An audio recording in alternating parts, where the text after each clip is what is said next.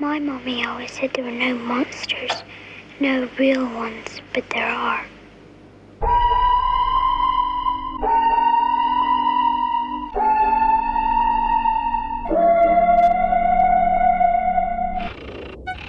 Yes, there are, aren't there? Imagine yourself as an ant, and into your little slice of the world comes a boot, growing nearer and nearer without the slightest notice of your existence. Instinct tells you to scurry away post-haste, but you can't. You're immobilized by the sheer scale of what you face. What comes next? Well, it might step on you. Obliteration by way of quick and vicious compression. But alternatively, it might just spare you, stepping over without leaving an impression, only momentarily enshrouding all in its incomprehensible shadow. And if that alternative occurred, maybe you'd think to yourself, wow, what a relief. It was sure nice that that boot spared me like that, but that's where you'd be wrong. You haven't been spared. Not really. Because for one organism to spare another requires the potential victimizer to notice the potential victim, and in this narrative, however it ends, whether you, the ant, are delivered unto oblivion under the pressure of that titanic heel or not, either way, that boot has gone along its path, totally unaware of you.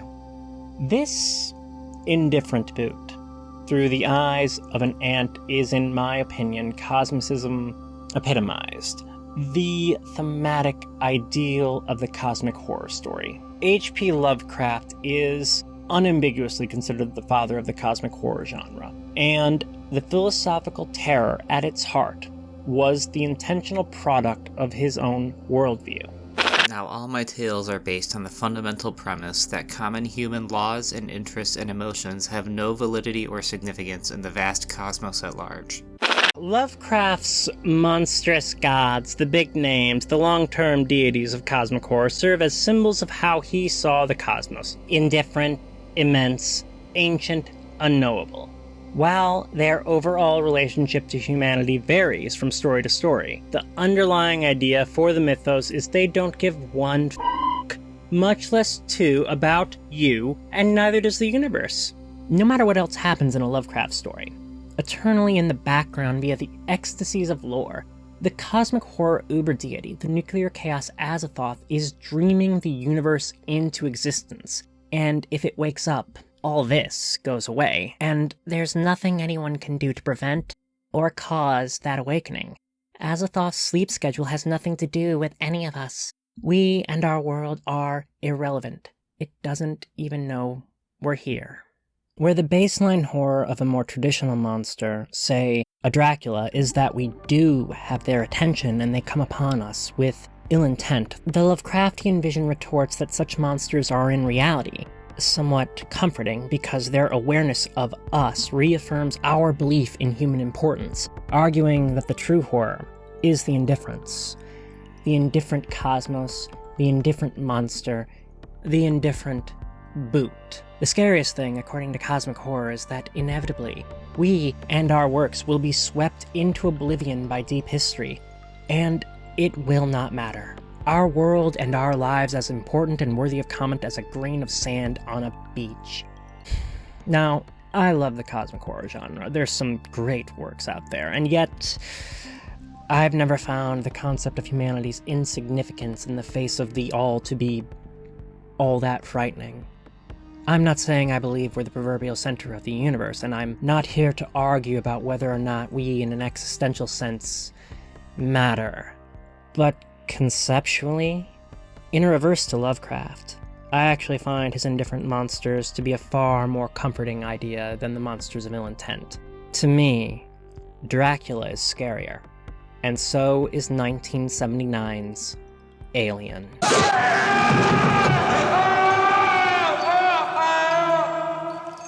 Many regard Alien as the greatest cinematic work of cosmic horror there is, the best expression of what Lovecraft was after when it comes to film, and I can't help but agree. Its tone and story are deep dipped in the Stygian shadows of Lovecraft's oeuvre, which is why it's ironic that where Lovecraft stories are merely fascinating to me, when they're not appalling me with the unavoidable racism, content warning if you're going to try to read Lovecraft. It's in there a lot. By comparison, I find Alien intrinsically terrifying. The Xenomorph is far worse in my mind than any of those impossible indifferent deities. The film jumps genre twice. It starts off as pure cosmic horror. It's Lovecraft beyond Earth's atmosphere. But even though the cosmic horror will continue on, permeating each of the film's sequels to one extent or another, the series never again gets to be as cosmic horror as it is in that first film, and that first film is never again as cosmic horror as it is in its first act, which I count at approximately 35-ish minutes of a 116-minute film. There's other ways you can do it, but I break the film up into a 3-act structure based on the before, during, and after of the Xenomorph's incubation. Now, where the first act is Lovecraftian, we might consider the third to be Carpenterian, a slasher flick among the stars, and Ripley is arguably one of the greatest final girls in all of cinema. However, in the middle section of the film, between the cosmic and the slasher, that's where Alien's heart really is, isn't it? It's central horror. The horror that the Xenomorph is the avatar of. The horror that is carried over into every subsequent Alien film. As other genres are welded onto the series, the levels of cosmic dread wane and wax. But it's true horror, a horror that touches the fear center of my brain in ways that mere cosmicism cannot. Mutates and grows, maintaining its dominion over the narrative. And this makes sense, right? The middle section of Alien is where that scene is. The scene that sold the script. The scene that got the film made. The scene, if no other, that everyone remembers. You know the scene. But now, let me tell you something you might not know. Are you ready? Okay. So, all these people, the crew of the Nostromo, with the exception of Ash and Jones, they are all f***ing. I'm not screwing with you, this is really important for the video. All personnel, please evacuate to the nearest lab and report to your supervisor.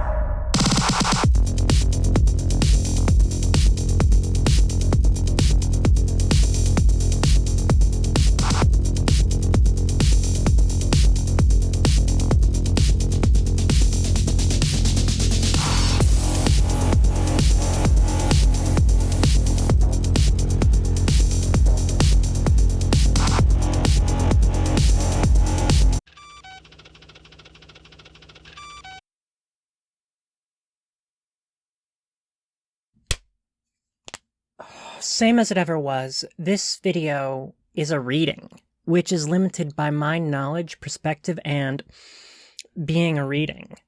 The history, though, the history is just... well, it's true.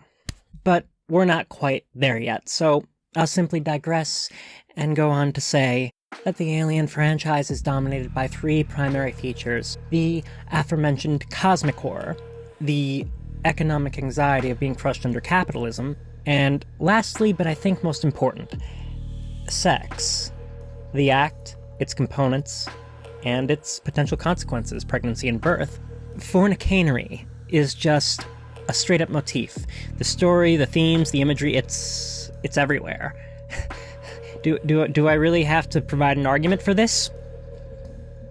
Okay. Bone, flower, bone. You can't get away from it. To argue the point further, which I originally did, is a waste of your time and mine. Postulate the first. A major source of horror in Alien is the procreative process. But the subject is actually bigger and more complicated than that, so we can't simply call the horror of the film erotophobic, because in looking over the words of the creatives, the film also has connotations of coitus that is consensual and comforting as well, because, as I previously mentioned, The crew of the Nostromo. They are f***ing. The crew of the Nostromo, who we first meet in their underwear in a chamber where they all sleep together. There's a way to read that, and I am.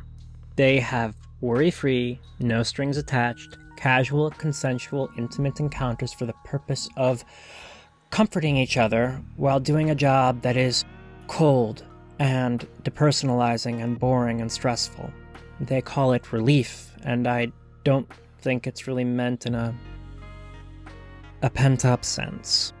According to Ridley Scott in a 1984 interview, the circumstances that crews like the Nostromo's experience would, to his mind, necessitate two social protocols. One, that close romantic relationships would be forbidden, likely by the company. And two, the intimate arts would have to be likewise totally banned, or the environment would have to be a sphere of free love. Famously, the roles of all the characters were written to be gender neutral. Some have credited how well Ripley works as a female character to her not having been written with gender in mind, and that's great. But what about the question, no homo or yay homo? In 2003, Scott said this.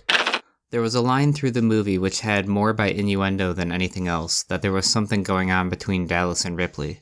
And then later, I thought what was really curious was there was something going on between her and Lambert, which I thought was far more probable. I mean, 100 years from now, that's certainly not going to be remarkable in space. In fact, in space, relationships are probably going to be discouraged, and if you have the need for sex, it can be with either gender. Really doesn't matter, right? But what about the boys? Well, we all know what Brett and Parker were up to in the lower parts of the ship, and good for them. 17 hours, fella. At least 25 hours. I want to now state my support for Brett and Parker receiving full shares. If they survived. Actually, they may have been breaking protocol, because according to the article where I found the Scott quote, there's a version of Brett's death where he gets a last word. Parker. There's a way for me to read that, and I am. Though, I feel like I'm forgetting something here. Oh yeah, Alien also contains two canonical trans characters. By now, I think the missable detail that Lambert's profile in Cameron's Aliens reads male to female is fairly common knowledge. However, the intel that hasn't circulated as far is that Dallas's reads female to male. We don't get a good shot of that part of Dallas's profile in the film. But these profiles can be found in the special features of the Alien Legacy Collection. But while you can see male to female on Lambert's, well, see, these profiles were dropped early on Usenet back in the day, and people freaked out about how woke everything was getting. I have to assume they just didn't look that close at Lambert's, because apparently they didn't freak out about her. But, in the end, 20th Century Fox totally stuck to their guns, and I'm obviously lying here. They caved faster than a floor eaten by molecular acid. They scrubbed the female-to-male designation from Dallas's profile for the release. So, still one of us, King. We love you. With all this in mind, what's it all mean? What can we ascertain about the world these characters come from? Is simply that while it is a capitalist hellhole, it's also socially progressive in the areas of women's rights, queer rights, and reproductive liberation and autonomy. It's kind of like Cyberpunk 2077, except instead of being a planet permanently tinted by a glamorous Molly and/or Lucy in the Sky ascension, it's a universe forever stained by an absolutely agonizing Annie come down. This all matters because no work of fiction escapes the gravity of influence. And one line of influence every work has is the time of its composition. Even if the work is about the distant future or the distant past, they are produced inside the now. Therefore, in ways and degrees that may be obvious or obscure, art inevitably takes on aspects of the when it was grown inside of. And Alien was obviously grown inside the body of the 1970s. The 60s and 70s were this period of, to call it what it actually was, violent struggle, in which, after years of work and suffering and sacrifice, Many steps forward were taken in the work of better aligning that which is just, that which is legal. The work was not finished then. It is certainly not finished now. But those victories were significant. Rights for African Americans, reproductive rights, queer rights, neurodivergent rights, women's rights, and more. By the time Alien was in production, the United States was more free and equitable in regards to the matters of coition and gender than it ever had been before. Queer feminist author Jude Ellison S. Doyle reads the Nostromo as an extrapolation of the polypsychosocial landscape of 1970s America. The ship implies a future that, while mired in economic anxiety and capitalistic abuse, was even more equal and liberated in the spheres of gender and sensual preferences/orientations. In a simplistic, symbolic way, it matches with the 70s that spawned it. Alien is of the 1970s zeitgeist. Alas, Alien isn't a movie about a queer fun pit of freedom that's plagued by bad bosses. Well, I guess it kinda is, but that's not all, 'cause along came a facehugger. J.E.S. Doyle sees the film functionally as an alarm for the people of the late 70s and early 80s. A warning that though much had been gained, we should not rest easy, not only because there was still so much work left undone, but also because every time progress towards a better world is made, a reactionary retaliation is inevitable.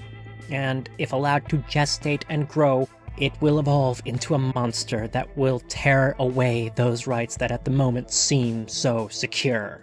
Its plot is a kind of nightmarish allegory for the socially conservative backlash, in which a gender egalitarian and sexually liberated future is torn apart by a monster whose only concern is impregnating everyone against their will.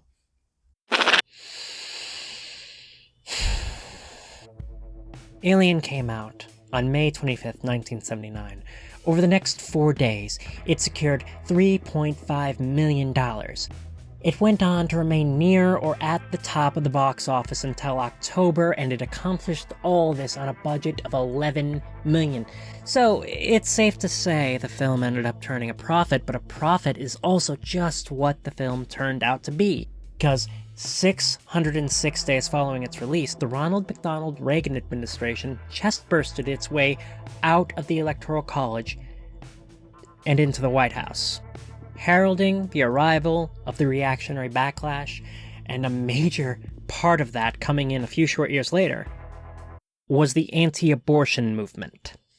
Time for a really short, truncated, and bitter history of abortion rights in the freest country in the world for the last century. What you need to know, less than 100 words, go. In 1973, the U.S. Supreme Court decided in Roe v. Wade that the right to privacy meant the universal right to make medical choices about your own body, legalizing abortion nationally, ending roughly, rounding, a century of prohibition. In the decades that followed, anti-choice activists worked like hell to see Roe v. Wade restricted, gutted, and overturned, while chipping away at abortion rights at the state level. On June 24, 2022, with Dobbs v. Jackson Women's Health Organization, the rights of millions of Americans were ripped away and demolished. American citizens live in the fallout of that decision. Much speculative fiction can be boiled down to a what-if question, and while you can utilize several what-ifs to arrive at the story of Alien, what if truckers in space, the horror at the heart of Alien is best described as,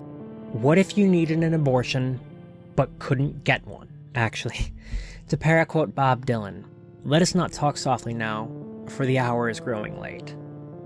Let's make it, what if you needed or wanted an abortion, but could not get one, or were refused one, because the only difference between the two states of want and need when it comes to an abortion is perhaps a small matter of degrees. Some pregnancies may kill, others may not. So if there's a line, the deadly ones take precedent, but after that, the simple desire for an abortion makes that procedure a necessary one. It's a human right. This horror is inherent to the franchise. It is included in the schlockiest, most thoughtless of its entries. It's baked in. It can't help but be, because of the Xenomorph's nature. Facehuggers gotta hug, chestbursters gotta burst, and alien films gotta be to one degree or another about this issue. He figured that he could get an alien back through quarantine if one of us was impregnated. Impregnated. Impregnated. Impregnated. You can't write this metaphor out of the film without totally altering the xenomorph into something that's not a xenomorph. Its life cycle is its defining feature, even though later films have tried various evolutions. This mechanism always sticks around. And it's very appropriate, isn't it? Most horror tales of lowercase a aliens involve some sort of invasion, but we never touch Earth in the primary films, and yet the story remains about an invasion. The forcible invasion of the body by an unwanted and dangerous intruder. The characters in the franchise who get face-hugged are victims of assault who need an abortion to continue to live, but there are often not only circumstances standing in the way of this life-saving medical treatment, but systems as well. The company and its designs.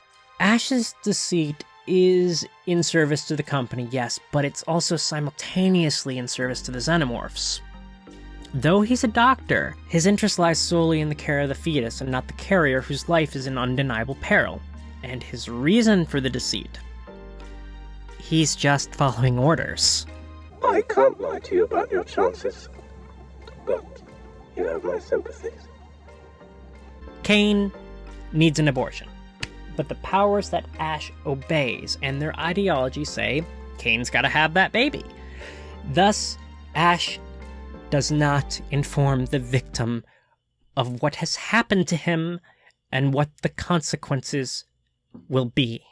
In many ways, what Ash makes me think of is crisis pregnancy centers. Non-medical clinics that disguise themselves as legitimate medical facilities. These are a thing. If you Google for an abortion clinic, you're more than likely to see a listing, and there's a good reason for that. There are more of these underregulated, dishonest, and yet totally legal non-medical facilities in the United States than there are actual abortion clinics. As of 2022, the world's biggest search engine has been putting in all the efforts to curb this misinformation that might lead a person who needs help to one of these places that might harass them or worse. I mean, they are still showing up when I plug abortion help into Google Maps, but they started noting that they might not provide an abortion. There are, based on my research, roughly 3 times as many, 765 abortion clinics to 2,529 CPCs. Now, I am not saying that CPCs have never helped anyone, but helping people doesn't seem to be what they're there for. Their number is increasing, while the number of clinics is decreasing, and they are funded by our tax dollars, while laws are passed that block financial assistance for actual science-backed medical care. They draw in vulnerable people who are in need of care and use tactics of misinformation and manipulation, costumed in scientific language, to discourage and block access to actual necessary health services, often offering cheap pregnancy and STI tests, and importantly, ultrasounds, which is a major draw for the economically disadvantaged. Ultrasounds which are performed by untrained, unlicensed, and most likely ideologically evangelized staff. People programmed by a pastor or a church or a politician to follow a dictum that isn't even in the Bible, who may provide faulty information to their victims, which may then prevent an abortion if, say, the reader of their ultrasound is inaccurate, which they often are, and the victim ends up unintentionally going past the time limit for illegal pregnancy termination. From all this, one could make an argument that blatantly lying to people is the only true function of these facilities. But don't worry, there's more. They also collect personal information, which can be used for the purposes of radicalization or turning it over to parties with an interest in abortion bounty hunting. If you know anyone who is looking for help with either obtaining an abortion or even just prenatal care, you should warn them about these. According to one study that I saw, at least 40% of people who are of childbearing age do not know about them. The film uses Ash to display to the audience analogous levels of malicious dishonesty and healthcare prevention that IRL carriers and potential carriers can face. And then the film makes us watch the results as a man dies in fear and pain, giving birth to a dangerous pregnancy that could have been and should have been halted at its earliest stages for the health of the father, which in itself is a visceral and violatory depiction of the horror of being forced against your will to give birth. As I mentioned, the characters of Alien were written originally as gender neutral, but I'd bet good money that Kane's role was never going to end up going to a woman. Because I think the first intended target of that horror was cis men. Cis women were already much more likely to understand the horror represented, much more likely to get the point. And the first film does display this exact horror better than any of its followers. The horror of being forced to give birth and of conniving powers preventing you from accessing what you need to maintain your life and bodily autonomy. And yet, while it works as Doyle suggests, as a warning for the people of the 70s and 80s, hell, it's only grown more relevant as time has gone on, but IMO, it also fails to fully portray the horror of being denied an abortion. The horror that is in the text no matter what you do, but unlike many other readings I've done, for Alien, I'd also put money on the subtext being intentional on the parts of Scott, O'Bannon, and Shusett. So it's unfortunate that the film doesn't go all the way. The problem is Kane. Kane is assaulted and spends time unconscious under Ash's negligent care. He wakes and then almost immediately dies in childbirth, never really understanding what has happened. I'm sure something like that has happened to someone, but that's not the common experience. The common experience is having to sit, aware, while you are refused care that will save your life and control of your life. You sit with the knowledge that your body is being used against your will. That is the reality for most who are denied help. The horror is there, it's real, it's palpable, gut-wrenching. The film is a masterpiece of suspense, but it's limited to the horror of the assault, the birth, and the negligence. Kane never really gets to feel anything, thus the audience can never fully connect with what he's going through. It all happens too fast. I wouldn't say that it is any sort of failure to thematically communicate on the text's part. The themes are there.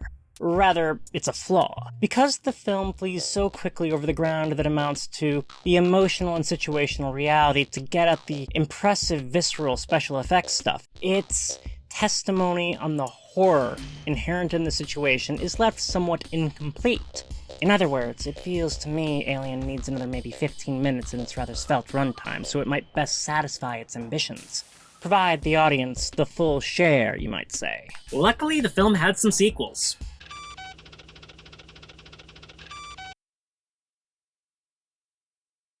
While commercially successful, Scott's Alien was the target of a great deal of criticism early on. A common appraisal was that the film in toto was not much more than a piece of standard sexist slasher cinema, where elements such as a voyeuristic/exploitative camera and the reinforcement of the values and norms of the patriarchy are often just assumed aspects of the genre. The final confrontation between Ripley and the alien, where she strips down to enter her spacesuit before getting it sucked out of the airlock, has been frequently chastised. While the film is not perfect because, nothing ever is, over time these voices have quieted, while queer and contrary feminist readings that understand that this film contains far more subversive fare have grown louder and more numerous. That being said, some of the same voices who praise Alien as a text working in support of the woke agenda, equality and liberation, see James Cameron's Aliens as its own kind of reactionary response to the messaging of the first film. On a base level, the reading suggests that, like the Reagan administration that the film was produced under, Cameron's Aliens returns the nuclear family to its place of traditional supremacy by forcing Ripley into the role of the traditional mother, subtextually claiming that women can only be happy and fulfilled by having and caring for a family, in a sense correcting some of the subversiveness of Scott's film. I understand why people read the film this way. It's not unfair. There is no way around the fact that Aliens is essentially the story of mother versus mother. And yet, I have to say, I think there is something else going on here, other than the simple re-empowerment of the nuclear family. To me, the underlying ideology that the Xenomorph represents, particularly in Cameron's film, is the most extreme end of pronatal ideology, what I call fundinatalism. Pronatalism is, as defined by the book The Baby Matrix, the idea that parenthood and raising children should be the central focus of every person's adult life. Pronatalism is a strong force that includes a collection of beliefs so embedded that they have come to be seen as true. Pronatalism is a source of sociological conditioning that influences all of us. Once necessary, it is now, in my opinion, an atavistic ideology.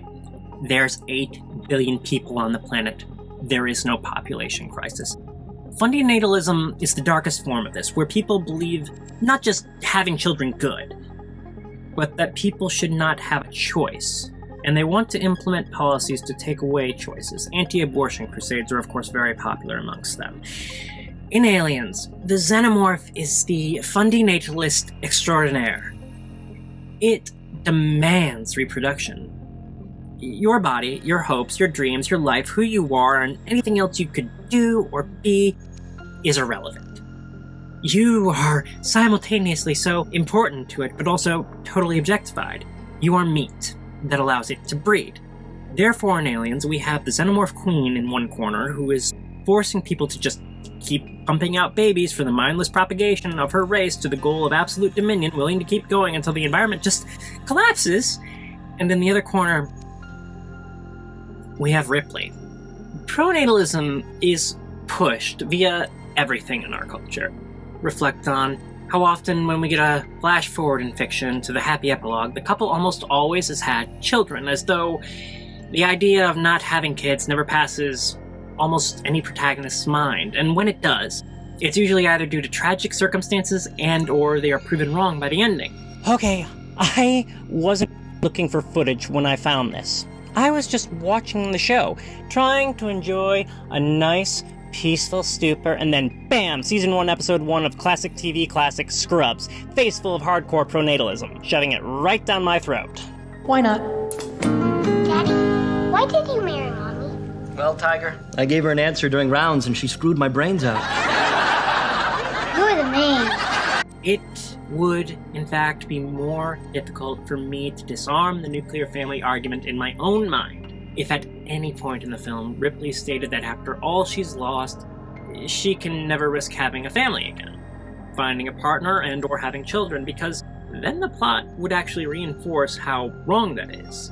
Similarly, if at the end of the film we got some sort of indication that she was pregnant, but those things don't happen in the film. Instead, something that I sadly find a little bit subversive happens.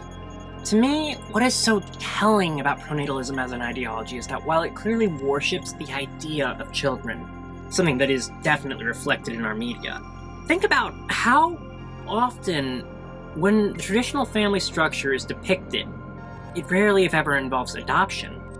Because the ideology isn't about raising kids. You are supposed to have kids. You need to continue your genetic line.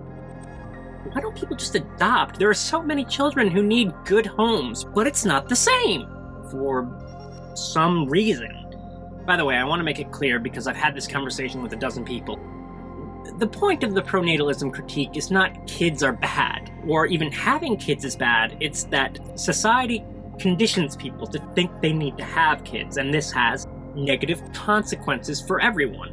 And maybe we should, 1, stop pushing it on each other, and 2, people should only have children after doing some serious soul-searching to decide if it's what you really want, or if you are even physically, mentally, and financially prepared for it. Fundinatalism has a vested interest in you doing neither of those things.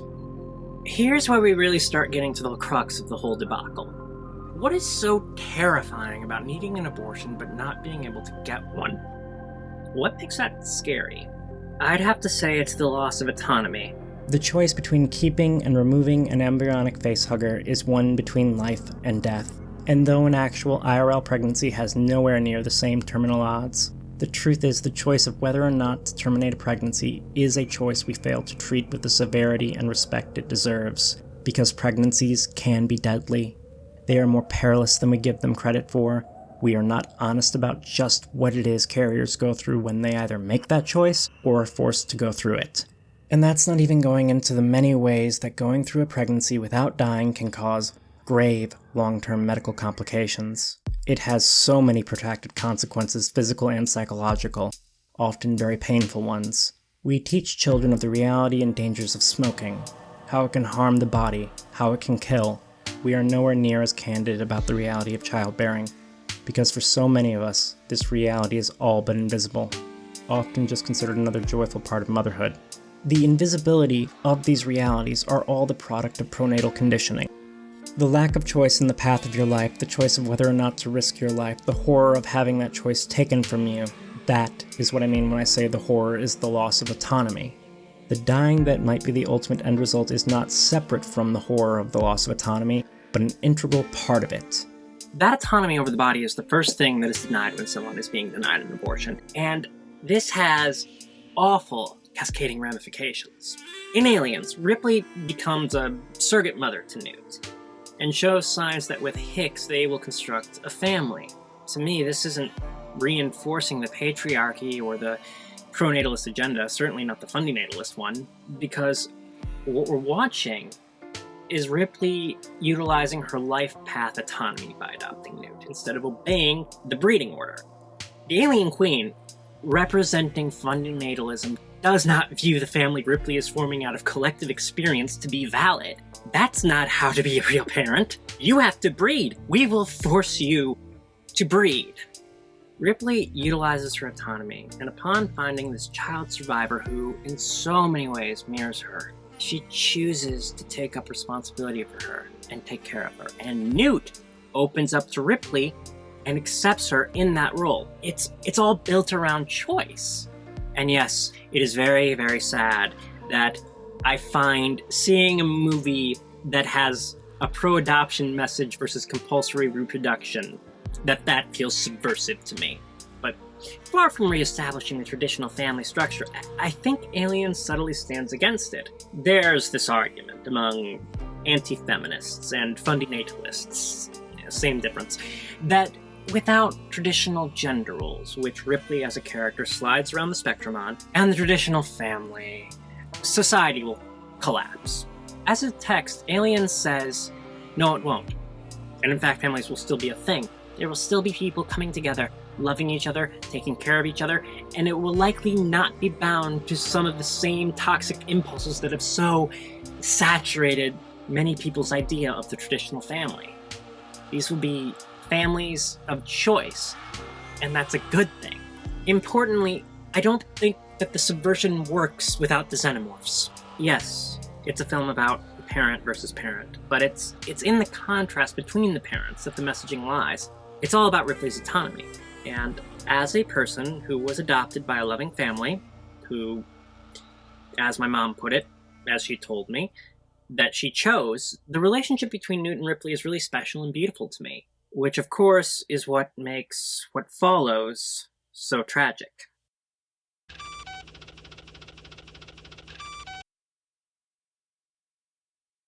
Let's just rip off the Band-Aid. Newt passes away.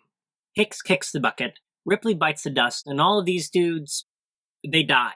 Except for this one guy, but as we'll get into, ignoring the word of one piece of ancillary material that less than a decade after publication is already subject to canonical inaccuracies, there's no way the company doesn't just immediately put him to the wall outside after everything he's seen. There's no way that isn't the case, because Alien Cubed is really, really bleak. I know. It made me depressed too. And I do enjoy the headcanon that this is all just Ripley's nightmare as she sleeps on the way home, but that will not lead us to disregard the contents of this narrative, because I kind of feel It works best with Ripley, but even if they didn't do it with her, if the series kept going, which it has, eventually they had to go where Alien Cubed went. Eventually they had to do this story. Fincher's ambition to return the franchise to its roots of helpless people in a claustrophobic space against one nigh unstoppable Xenomorph has often been discussed, and yet, while the film is very successful at this, I kind of feel discussing it in terms of simply retreading the formula that Scott's film laid out sells Cubed short. Indeed, this is far more of an elaboration than a retread. It's a film that many are beginning to realize should perhaps be better appreciated, at least in regards to the assembly cut, which is what we're talking about. Farina 161 is a natural evolution of the first film's environment. The Nostromo's hostile, haunted factory floor has been amplified into all-out industrial gothic, a decaying castle of steel and iron with its own catacombs and even its own sort of dragon to occupy them. It's a prison, and never before or again in this franchise would setting be so synonymous with scenario. And yeah, Alien Cubed is the title. That's an exponent. That's how you read it. It's Alien Cubed or Alien to the Third Power, but I think Alien Cubed is far more appropriate, if you would indulge me in a spot of free word association. Cubed, as in boxed in, as in trapped, as in imprisoned, as in the loss of autonomy. I'm proud of that, by the way. I'm not saying it was intentional, I'm just saying it works, and I'm also saying that it's through the process of elaboration and at the benefit of being the third film in a series that Alien Cubed becomes the franchise's best expression of pro-choice messaging, even when compared with its rightly adored progenitor. Cubed slowly trods over the ground that Scott's film fled over.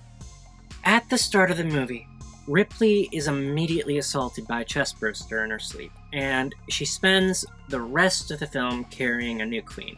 Importantly, where in Alien the pregnancy lasts for approximately 19% of the film, and both the audience and Kane himself go unaware of the nature of the circumstances, preventing a full connection with the most direct point of comparison for the film's pro-choice themes. In Cubed, we find out about Ripley's condition with her, and the knowledge, the point of comparison to real-world suffering, is foregrounded for the entire back third of the film, with the runtime preceding it providing foreboding symptoms of sickness and exhaustion, insinuations of where things are going. As a result, Cubed cannot be broken up into the 3 acts of gestation the way they were in Alien. Rather, the entire film is the story of an unwanted pregnancy, its discovery, and the necessity of ending it.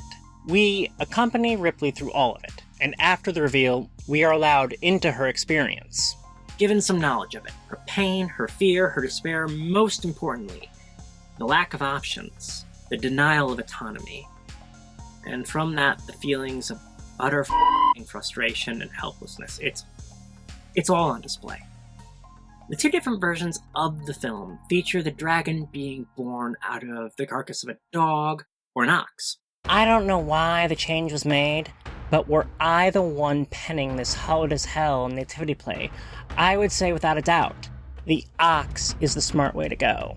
The ox is no pet, often regarded as closest to humanity, a member of the family. It's a major step down. A beast of burden, livestock without even the merest of rights. A body to be utilized for the exploitative purposes of its owners. Ripley and the ox share a condition which cannot help but draw a comparison between how humans use these animals and how the Xenomorphs and the company are using Ripley. As a carrier, she has a task categorically assigned to her that she is expected to perform. She is not allowed to opt out. Her feelings on it don't matter. She doesn't have a right to her own body. She is treated not as a person, but as livestock, caught in a prison of biology with little to no help, except help can be provided.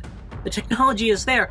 It is available. The company could help her, but they won't, and she knows that. Cube's text says this is what it's like for someone who needs an abortion, has every possible needed reason for an abortion, but is told no. The clock just keeps going, the carrier aware of each second she is used. Now, I should say, do I think this level and form of suffering is what it's like for every person with an unwanted pregnancy? Say, for example, an unplanned pregnancy that got there via consensual means? No, but while experiences may differ, I think that if a person wants, i.e. needs an abortion but isn't allowed one, being forced to grow that life is still, and thus in some form, will feel like a violation. Their body being used, their future being used, their rights as a person denied. How could that not, to some extent, feel violating? Cubed suggests a compulsory pregnancy is a perpetual violation. This is the horror, and Cubed is focused around it, communicating it to the audience in a way I think Alien hoped to, but didn't quite pull off because we don't spend enough time on it or Kane as a person. Here, we know Ripley. Here, we have all the time that is left.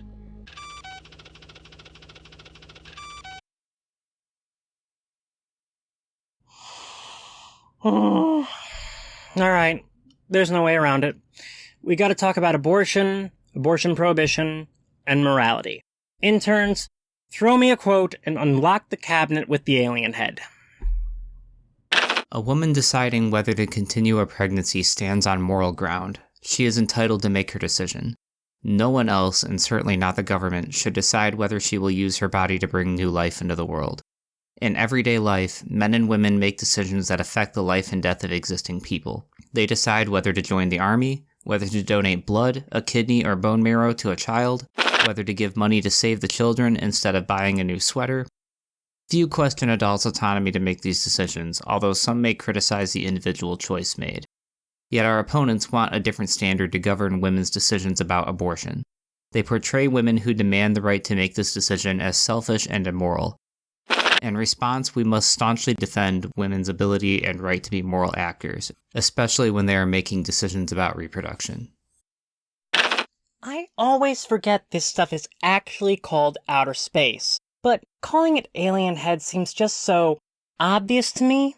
Another obvious matter I'm going to point out is that trans men and afabulous non-binary people exist. Our previous quote was written in 2003, therefore the persistent use of terminology that paints the stakes as solely pertaining to women is unfortunate, but also not unexpected.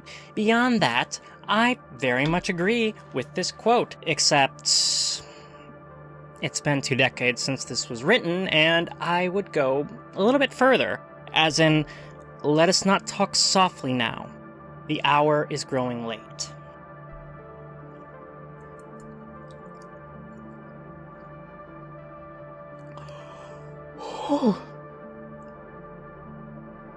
Don't you dare judge me, I'm quitting smoking.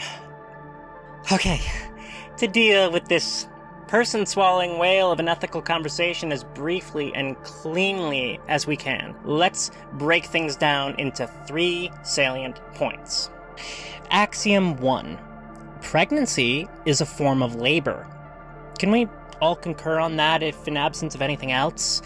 It is rewarding, meaningful, joyful labor to some, those who choose it and find it suitable to their disposition. But it is inevitably also difficult, backbreaking, exhausting labor. And we've already considered what it's like for anyone who doesn't want to be in that condition. Axiom 2. Bodily autonomy means you own your body. In terms of labor, owning your body necessitates the ability to stop performing any labor at any time, as in, you can quit a job, as in, I don't care if the dishes aren't done and the lunch rush is coming in, Dave. No one talks to me like that in private, much less in front of somebody. I said I quit. Now get your hands off me and get out of my path. Axiom 3. The use of various forms of violence, including preventing someone from quitting their job so they have to continue performing labor they do not consent to, is a violation of bodily autonomy. A process that is treating a person as less than human, as an object or livestock. In the news of the week that I am re-recording this is Sofa Lust and hate-fueled VP candidate JDV, comparing the horror of U.S. chattel slavery with the horror of letting people decide what to do with their own lives and bodies, numerically measuring the ratio of the lives and deaths and suffering of human beings treated systemically as property to the medical removal of a packet of non-sentient cells. It's not a new trick. Anti-choice activists have been making that comparison for years, which is, I gotta admit, it's a little odd to me. Because reading the words of abolitionist and American icon Sojourner Truth from her speech Ain't I a Woman in 1851, it seems an awful lot like reproductive coercion for the economic benefit of others was a major part of the nightmarish institution enslaved people were subjected to. I have borne 13 children and seen most all sold off to slavery, and when I cried out with my mother's grief, none but Jesus heard me. I saw at least one article that argues the opposite, that Sojourner Truth's words in this speech, her love for her children, and the fact that she never mentioned abortion by name means that she would have in fact been on the anti-choice side of the debate. Fact. We cannot truly know for certain what was in a person's mind and heart once they are gone, and especially after so much time has passed.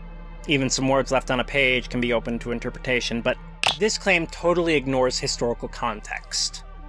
Contraceptives and abortions were options frequently taken by enslaved women. The means were available within their own communities. They would use and provide each other abortifacient herbs and tinctures to terminate pregnancies. It was a form of resistance. It was severely forbidden by their enslavers. On cotton plantations throughout the South, women chewed cotton roots to prevent pregnancy or end a pregnancy already in progress. Many slaveholders therefore forbade women from possessing cotton roots, and when they discovered enslaved women chewing or storing cotton roots, women paid for their resistance with violent beatings. As fascinating as it is, I'm leaving the detailed history of the first American anti-abortion movement, the one that got started in the 1800s, on the cutting room floor, as a necessary saison prior to the mid to late 1800s anti-abortion movement, which Roe v. Wade had to correct. Pregnancy-terminating aids such as these were common and totally legal under American law and English common law before that. And while yes, men like Benjamin Franklin gave instruction on how to cook up abortion tinctures as an issue in practice, it was primarily under the control and largely managed by those who could actually get pregnant. The Handmaid's Tale is a classic dystopian sci-fi novel which, similar to the Alien films, just way more directly warned us of where we were heading when it was written, which of course is where we are now standing, and also where things will be going from here if the current course is not quickly corrected.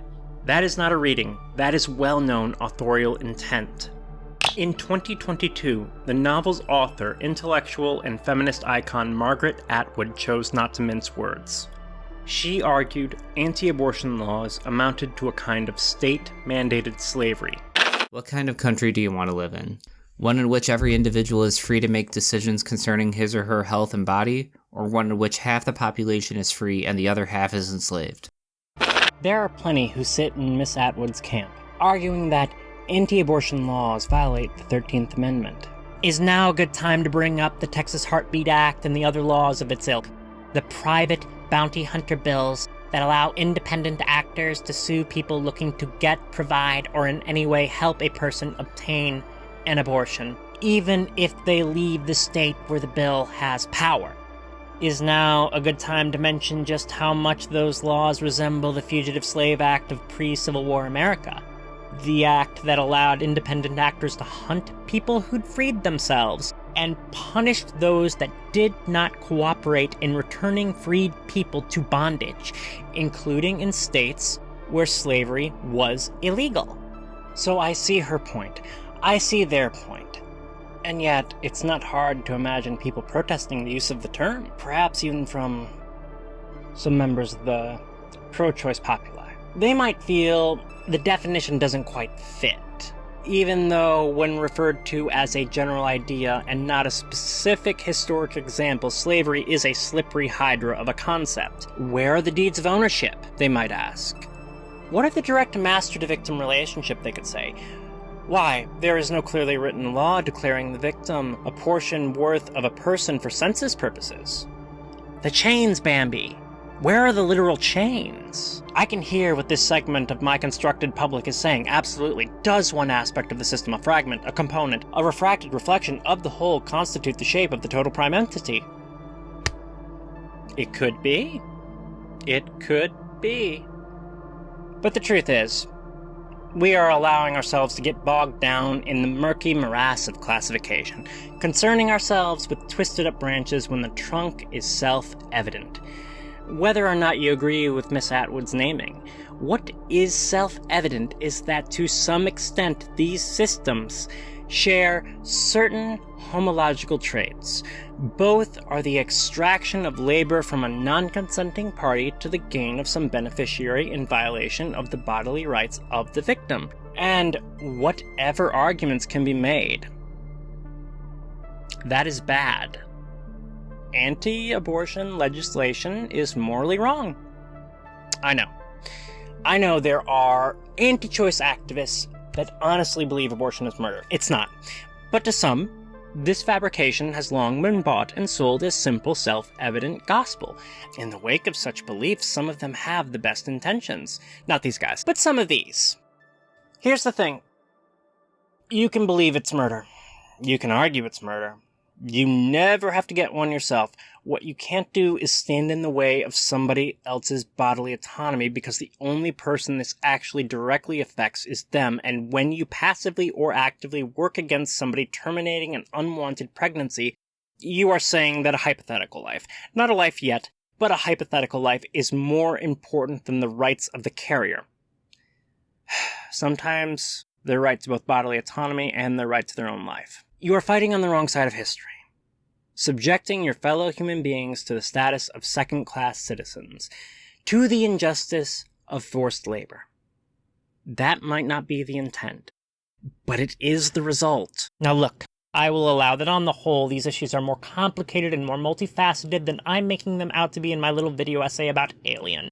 That's a fair criticism. But whatever counter-arguments there are, they have to contend with two facts. Fact 1. The claim that life begins at conception is either a misunderstanding or an abuse, or both, of scientific fact. Yes, there is life at conception. There is in fact life prior to conception, cellular life. The cells of the individual components are alive before and after they meet, but they do not constitute an individual. They are a process. Scientifically, we cannot quite agree upon when human life begins, but it isn't that early. In very basic terms, I and many others would mark the beginning of human life with the start of consciousness. The capacity to think and feel, to experience joy, fear, and pain, and while we can't agree on when exactly this is, scientifically, the earliest generally agreed upon juncture at which this has at least started is 24 weeks. Prior to that point, it isn't physically possible. The necessary brain stuff hasn't developed. Therefore, before that, what is being aborted is a biological process, a potentiality, a hypothetical, not a person. A potentiality lacks consciousness. Thus, at best, it has hypothetical rights that may come in later if it develops those things, but not before. Otherwise, every discarded egg and every menstrual cycle would need to be treated as an individual prior to fertilization, because that's all life. It's all cellular life, but it's not a person, and we don't do that for obvious reasons. And Diogenes said, "Behold, a chicken!" That's not even getting into the millions of lives that would be lost inside every tissue tossed in the trash after someone, you know what I'm getting at. Those are all alive as well. TBF, BCMB. The idea that the individual components are not people, but that when they do meet, right away, that's when you have a person beyond any other standard of development. That's really arbitrary and weird, and I guess kind of superstitious to me. Bottom line. A potentiality's hypothetical right to life does not trump an actual person's right to bodily autonomy, because it can't. One is an indisputable material reality. The other is totally speculative. It's theoretical at best. Then there's fact 2. As the famous thought experiment goes, You cannot force one human being to be used as a biodialysis machine just because their blood type is the only one that will work for this great violinist who will perish without the use of their organs. To shoot the violinist, that would be murder.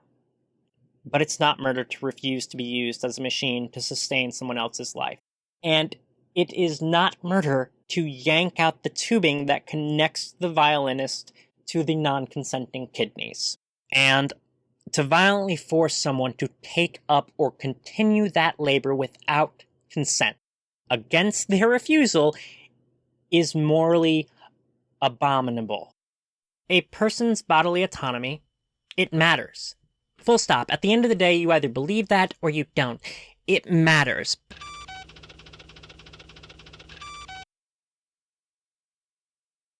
Much of the commentary I found on Cubed focused on interpretations of the spiritual sort, which is an emphatic aspect distinct to this entry.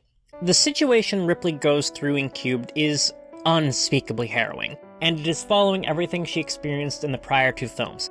Keep in mind that likely from her temporal perspective, she has lost her crew, her new daughter, and her kind of boy toy in what must feel like less than 6 months. She has lost all that. And the aliens are still around, including the one now growing inside her, and the company is still coming to try to acquire this thing. Poetically speaking, Ripley has reached the end of the line, the place where all the loss, all the trauma can collapse on her and she has nowhere else to go. She's at the point where any hope for full salvation or permanent victory has been totally burnt out. The film is her personal cataclysm, her own worst possible scenario. But it's not just her, because the good word is spread from the first second of this film to the last, and that good word is f***ed. But I'm gonna have to censor that good word, so let's substitute doomed. Everyone and everything in this film is doomed. The third Alien film is a field day for the fact of entropy. So, the background concentration on spirituality that helps keep this group of condemned sinners together, keep them fighting by Ripley's side till the brutal end, speaks to how sometimes in hopeless circumstances you need something. You need faith in something. For many, that something is their good... I said get me the good book, not a good book, and I'm kinda suspicious about the quality of Greg Rucka's adaptation of Batman No Man's Land. Really? Get me a Bible! You guys cannot be serious. For many, that something is their good book.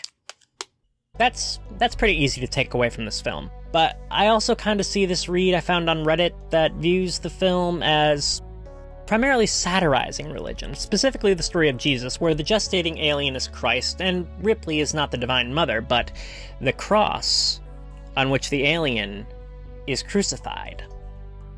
Personally, I think Fincher's film attempts a clear-eyed view of faith and religion. On one hand, yes, religion can offer us models by which a person may seek redemption, while faith can be a source of hope, social cohesion, and bravery during bad times. Bad times like the second half of the film, where the prisoner's faith helps provide them the courage and determination to fight against the dragon and the wiles of the company, rising above their past as a group to do the right thing for the good of humankind in the face of their own likely demise, fending off the apocalypse. But, on the other hand, in the first half of the film, religious thinking leads many of the prisoners to treat Ripley as a threat to their community simply for being female. To many of them, she is an object, tempting them towards sin just by existing in their space, which she did not come to willingly. She is treated this way until circumstances prove she is the lesser of two evils. Before that, she is largely ostracized or confined or even attacked due to her body and the prisoner-parishioner's perception of it. It's a very how un-Christ-like your Christians can be kind of thing. And then there's Gallic, whom I did not realize was the 8th Doctor until I saw the cast list. It's not really relevant, I'm just saying I need a little joke here, because this video is really dark and going to get darker. My point is, if he'd been playing the Doctor, this would have been a very different movie. Halfway through the film, working together and with great sacrifice, Ripley and the residents of Fiorina managed to pull off that which, by this point in the series, felt impossible. With no real firepower, indeed, fewer weapons than in the first film, they trapped the marauding dragon in a waste disposal tank. They trap it. I cannot begin to explain to you how much that blew my 13-year-old mind when I first saw this movie. From there, they can either leave it locked up or try to find a way to kill it before the company arrives. Working with next to nothing, they have created options for themselves. Unfortunately, Galek is mentally ill.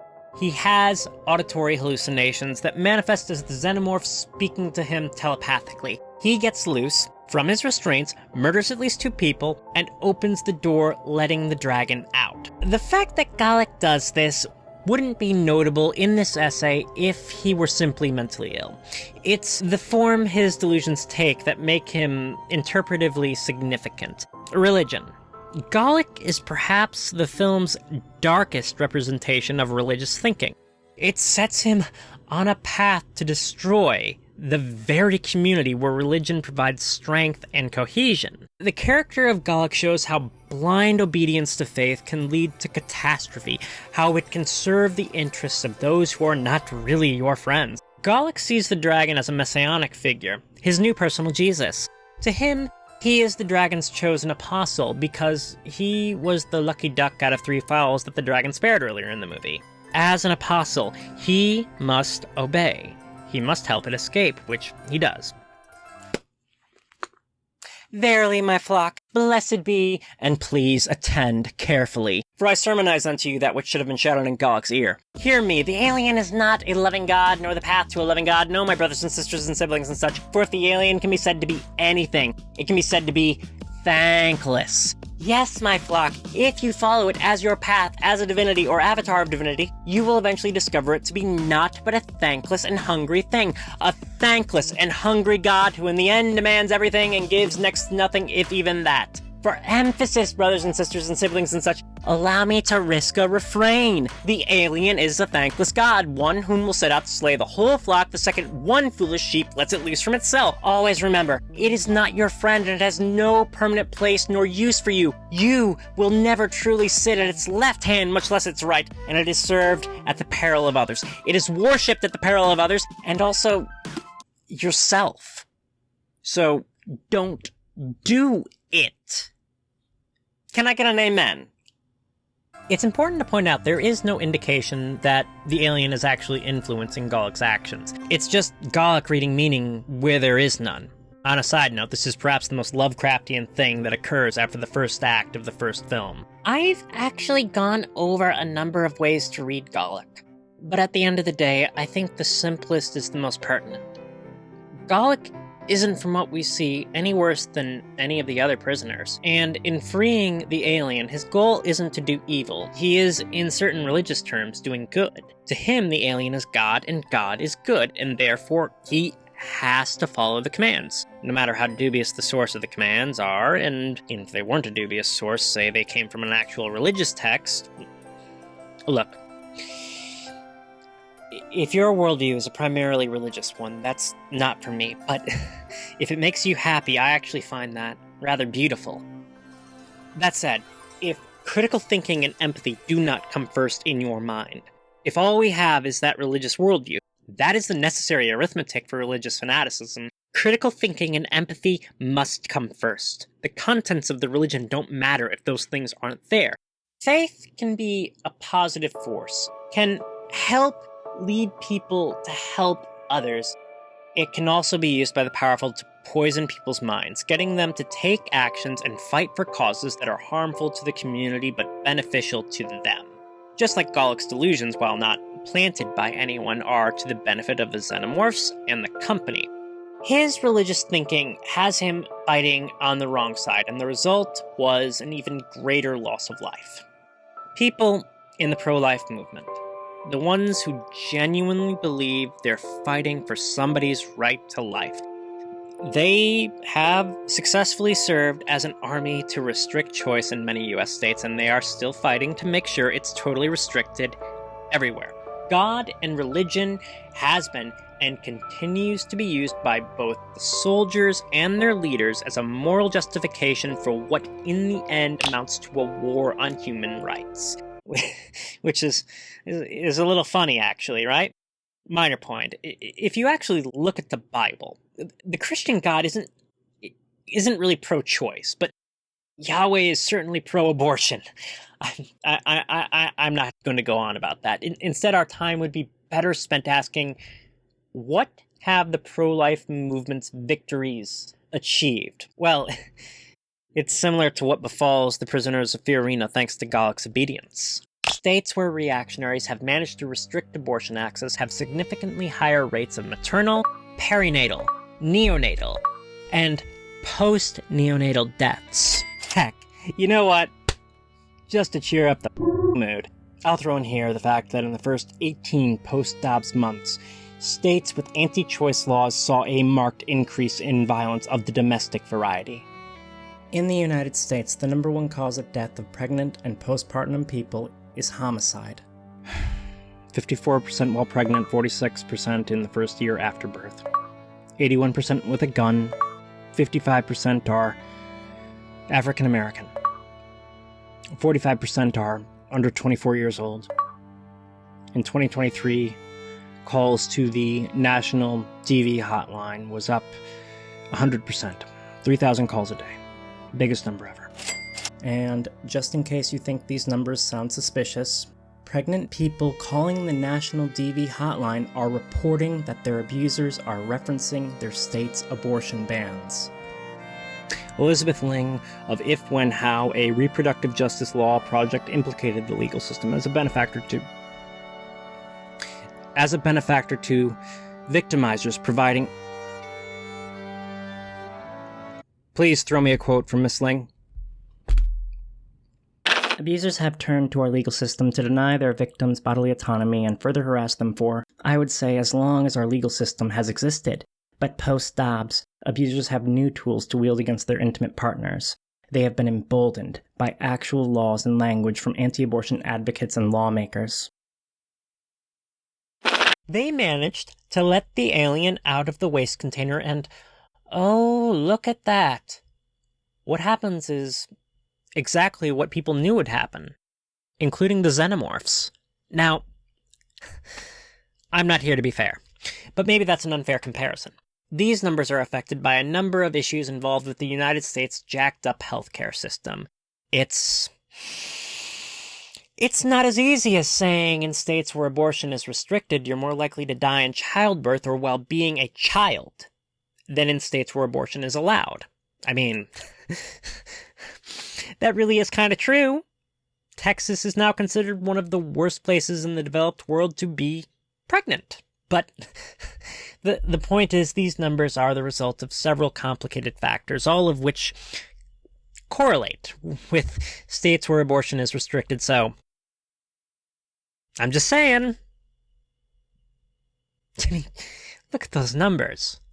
Gee whiz, these are pre-Dobbs numbers as well. I mean, that's history right there. How can this be? How can pro-life states be so bad at keeping people alive? Maybe it's time we have a closer look at the modern anti-choice movement. Maybe it's time we look at where they really come from.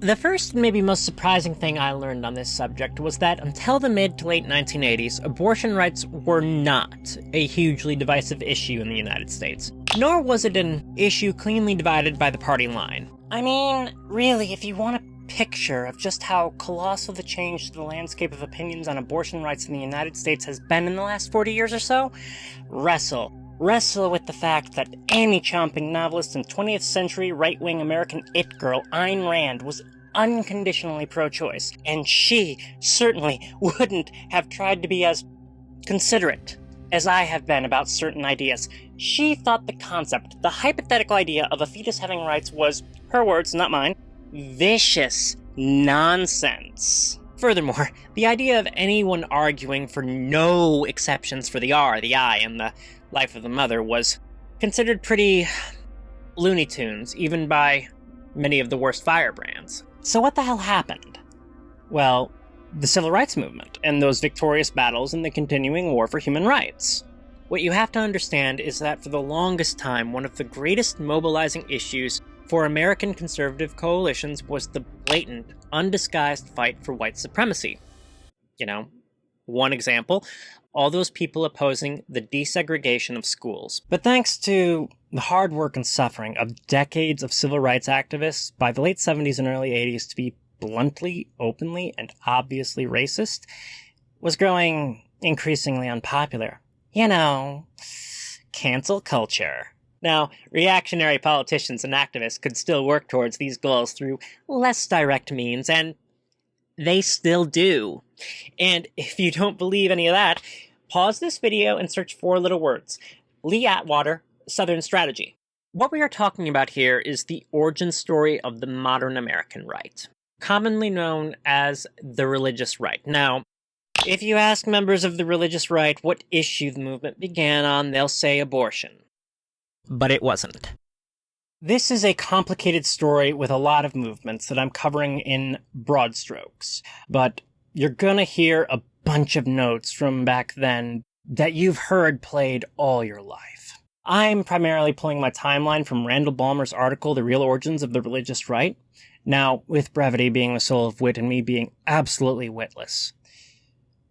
Let's get started. In 1954, a court case called Brown v. Board of Education, the first, made segregating public schools illegal. In reaction, a bunch of reactionaries opened evangelical private schools, which we could also call segregation academies, to the primary purpose of being schools that were segregated and got away with it, because they received no federal funding and thus they weren't bound to the same rules. They did, however, have that holy grail of American life, tax-exempt status.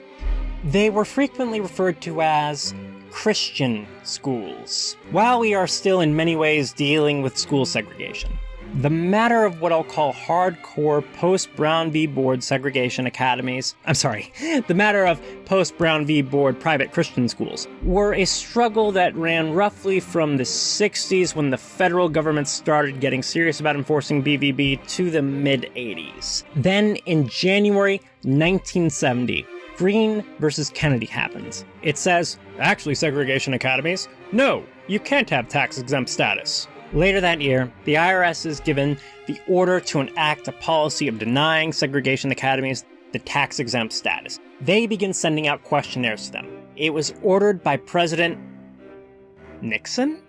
Nixon. That guy. It was that guy? This guy. People have got to know whether or not their president is a crook. Well, I'm not a crook. I guess what can I say but good job to the civil rights activists who put on the social and political pressure to make this happen. In 1971, Green v. Connolly affirmed the IRS policy. It's a ruling that rubs the evangelical leadership at the segregation academies the wrong way. A major, oh, they're serious moment. Now, throughout all of this, one of the dangerous clowns running these academies is conservative activist and co-founder of the Heritage Foundation, Paulina. Way, Rick. Whoops. Sorry, misplaced a clip there. That's Paul. And in those bygone days of rage and really good music that he was not listening to, and if he ever said he was lying, Paul is seeing an opportunity. The possibility of building a movement, a dream and a plan of, over time, a little Sith Lord style, dragging America far right off a cliff, to be kicked off by activating the, at the time, rather politically unorganized masses of evangelical voters, getting them behind conservative causes. He has been looking for an issue to build this on. He's been looking for years. Somewhere in the timeline, Segregation Academy Bob Jones University tries to delay IRS action by allowing enrollment of African American students, but with a policy that they wouldn't take any African American student who is unmarried. And if you're wondering what that was about, they also had a rule against mixed dating. Then, on January 19th, 1976, the IRS stops around. it pulls BJU's tax-exempt status. The evangelical leadership begins to marshal together, scared they could be next. Paulina W. and Jerry Falwell innovate and start up the super fun American tradition of trying to move the debate from the issue of segregation academies to very reasonable concerns of religious liberty. Are you hearing the notes? By now, the leadership of the movement has more or less been nailed together, but they need to bring in the actual people. They still need an issue to get the movement rolling, because they know it can't be segregation academies. Times had changed. They'd sound like some kind of antiquated right-wing weirdos to too many of these potential voters. Then, like manna from heaven, several victories of anti-choice candidates in the 1978 election showed Paul where they needed to go. Paul and co. enlisted evangelical philosopher... I'm gonna drink to say his name. Francis A. Schaeffer and pediatric surgeon C. Everett Koop, who would later, coincidentally, end up becoming Ronald McDonald Reagan's Surgeon General. Together, this A-team of bastards produced a propaganda film called Whatever Happened to the Human Race, and in 1979, they took their baby on tour across the country for as many evangelical eyes as they could pour it into. Contemporaneous with the release and success of Alien, the long march to the fall of Roe v. Wade had begun. It was partially on the slowly rising wave that Wainwright facilitated that Reagan rode into the White House 2 years later. A fun little endnote that the article I pulled this timeline from pointed out. In 1982, Bob Jones University appealed to the Supreme Court, arguing that because of biblical mandate, his school should be allowed to institute rules against mixed-race dating. The Supreme Court ruled against BJU.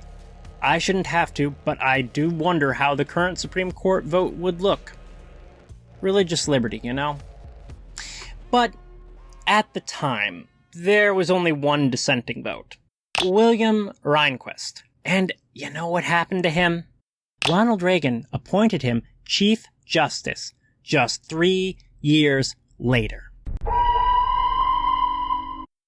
That was Ballmer's postscript. Here's mine. In 1981, Schaeffer, mastermind of Whatever Happened to the Human Race, the propaganda film which generated so many of the anti-choice movement's choice lines, who Ballmer called the intellectual father of the religious right. He published the Christian Manifesto, and upon its pages lies these words. First, we must make definite that we are in no way talking about any kind of theocracy. Let me say that with great emphasis. Witherspoon, Jefferson, the American founders had no idea of a theocracy. That is made plain by the First Amendment, and we must continually emphasize the fact that we are not talking about some kind or any kind of a theocracy. Oh god, that is just such a relief. But, did anyone think to tell his 4 decades worth of friends? Some might respond to this with a then and now kind of argument, but the fact is you really can't totally untangle the overall movement and its ideology from its historic roots.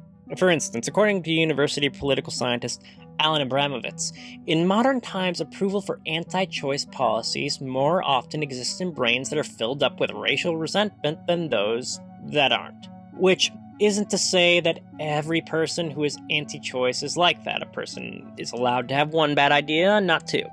There is, of course, variation. There has to be. It wouldn't just be mean to say otherwise, it would be wrong. Anyone might point out the obvious. I make this movement sound like it is a gentleman's club for the advancement of white supremacy, and yet one of the Supreme Court judges who put down Roe v. Wade was female, and another was African American, and I hear you. The one thing that has never happened in all of history is somebody from a oppressed group has gotten a little bit of money and power and sold out the life and well-being of the people who needed them. The bottom level of Dante's hell, a frozen tundra reserved for history's worst betrayers, it's dead empty. But anyone might point out the better critique. I make this sound like a gentleman's club for the advancement of white supremacy, and yet... When it comes to belief, to policy, it's a surprisingly diverse group. I wasn't that surprised when I saw these numbers, though. I don't pretend to know what is in the heart of every person in the anti-choice movement. I don't pretend to know the percentages of the larger ideals that drew them to the fight against the life and liberty of others. But I am certain of one reason. A bunch of them are there. The movement Wayrite spawned spent billions of dollars in 50 years poisoning people's minds. Churches and news and politicians lying over and over and over and over. The primary lie is one that most people are, on some level, vulnerable to. It's easy to make people upset. They're babies. The doctors and nurses at these clinics are snuffing them out. It's really their best trick. It's successful. That's why they do it over and over again. And in the case of the anti-abortion crusade, it never quite runs out of steam. Because it doesn't need proof, they don't need bodies, because there are none. A doll in a movie will do. The mothers of the victims who could say it's not true are implicated as monsters in each and every case. It's such a closed loop. And it's a good lie to get vulnerable people to stop thinking, to stop listening. People are vulnerable to it. People had that poison poured into them. People were born drowning in it. The American right has spent decades poisoning people's minds on the issue of abortion, among many other things. The effects are wide-reaching. It touches many different kinds of people.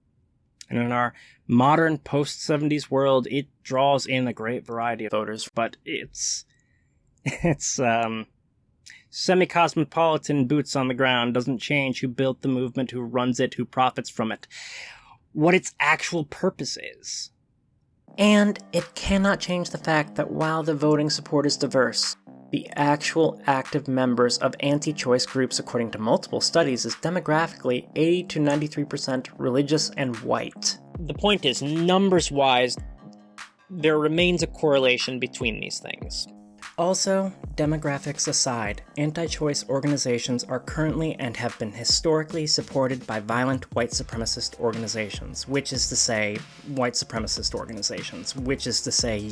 anti-choice groups are inarguably backed by gentlemen's clubs for the advancement of white supremacy. Incidentally, or maybe not, do you know what group is statistically, one might even say systemically, most likely to be harmed by anti-choice policies? You know, obviously, cis women, but other than that, the numbers are dominated by cis women who are poor and not white. This is why states bent to the will of the anti-choice movement have such poor scorecards when it comes to maternal, adolescent, and infant mortality. It's because for these liars and seducers in positions of leadership, as well as many, though not all, of their followers, the motivation for their holy war against human rights is not about life or health or well-being, or even religion. And it never has been. Those things serve as smokescreens and cudgels as they crusade over the issues that really matter to them. It's the same things they have always actually cared about, since the beginning. The true purpose of the movement as a collective organism is the same one the movement was formed to serve. It has always been driven by the fight for hierarchy and power, concerns which historically have proven counterproductive to the maintenance of human life, health, and well-being. I want to go back to a simpler time when men were men and women had no say. During the second half of the 20th century, the prolocutors and profiteers of traditional hierarchy felt the country slip from their grasp into a slightly more egalitarian place. The anti-abortion cause was a means by which they could build a movement, an army of followers to get their country back, and put each and every person back in their proper place. And once you understand that, those numbers begin to make way more sense.